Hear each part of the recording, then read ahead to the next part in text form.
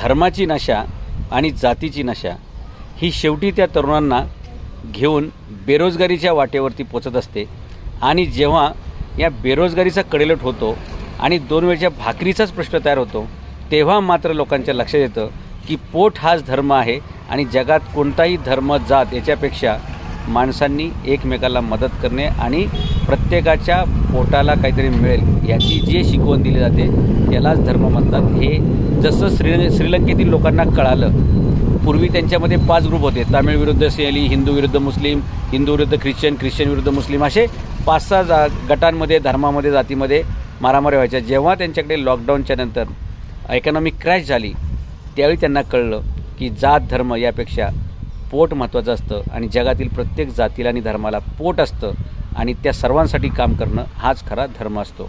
आणि हे छत्रपती शिवाजी महाराजांनी आपल्याला शिकवलं।